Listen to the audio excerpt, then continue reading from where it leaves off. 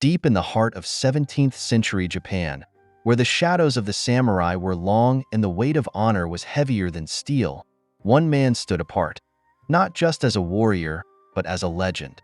His name? Miyamoto Musashi. But to call him a swordsman would be to ignore the poet, the philosopher, the artist, and the rebel. This is his story, a journey of self-mastery and a pursuit of perfection that still echoes through time. Musashi wasn't born into greatness. He wasn't the heir to a great samurai clan or trained by renowned masters. He was born in 1584 in a small village called Miyamoto, to a family of modest means. His father, a samurai named Munisai, was known for his skill with the sword and jit, a specialized weapon used to disarm opponents. From a young age, Musashi learned to wield a blade, but his path would not follow tradition. At the age of 13, Musashi fought his first duel. His opponent? Arima Kihei, a seasoned samurai. Musashi, armed with nothing but a wooden staff, defeated Kihei in a brutal, decisive manner. It was clear then, this boy was no ordinary warrior. But was it raw talent? Or something deeper? Not long after, Musashi left his village. Some say he was chasing glory. Others believe he was fleeing his father's harsh discipline. Alone, a teenager in a turbulent Japan, he began his Mushashugyo, his warrior pilgrimage. And wherever he went, he sought one thing, the ultimate test of his skills. By the time Musashi was 16, his dueling reputation had spread. His name became synonymous with ferocity. His style? Unorthodox and unpredictable. He didn't follow the rigid forms of other schools. Instead, he trusted his instincts. He fought with wooden swords, bamboo sticks, anything that could become an extension of his will. He fought to win, not to impress. But Musashi wasn't just fighting opponents. He was fighting himself. Every duel, every victory, pushed him further along a philosophical path. He began to see combat not as mere physical struggle, but as an art, a way of life.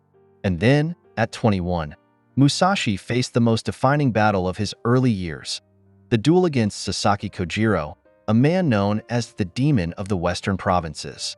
Kojiro was everything Musashi was not: elegant, disciplined, and revered. His weapon? The deadly Nodachi, a blade nearly as long as he was tall. The duel was set on a remote island.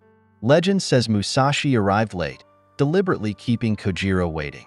As the impatient crowd murmured, Musashi finally appeared, carrying he had carved into a wooden sword during his boat ride. The two men squared off, Musashi with his makeshift weapon, Kojiro with his fearsome Nodachi. The air itself seemed to hold its breath. In a single, decisive moment, Musashi struck first. He shattered Kojiro's composure, then his life. The crowd was stunned. Musashi didn't just win. He outwitted his opponent, proving that victory wasn't about the weapon, but the wielder. After that duel, Musashi's path shifted. He stopped fighting for fame. Instead, he sought enlightenment. He retreated to the mountains, living as a hermit. There, he studied not just the sword, but the brush. He painted, wrote poetry, and crafted his magnum opus, the Book of Five Rings, a timeless manual of strategy and philosophy. Imagine Musashi, now an older man, seated in a small room lit by a flickering lantern. He writes about the elements: earth, water, fire, wind, and the void, each representing not just combat techniques, but principles of life itself.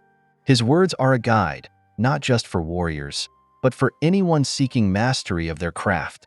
In his later years, Musashi fought fewer battles. His duels had transformed from clashes of steel to battles of the mind.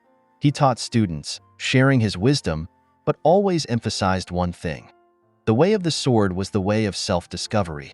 And so, Miyamoto Musashi, the undefeated swordsman, the artist, the philosopher, passed away in 1645. He left behind no heirs, no empire, just a legacy that transcends time. His life teaches us that mastery isn't about perfection. It's about constant growth. To be a true warrior, Musashi believed, was to wield not just a sword, but one's own mind and spirit. And so, as you walk your own path, remember Musashi's lesson. true strength lies not in the battles you fight, but in the lessons you carry forward. What battles will you face? And how will they shape your story?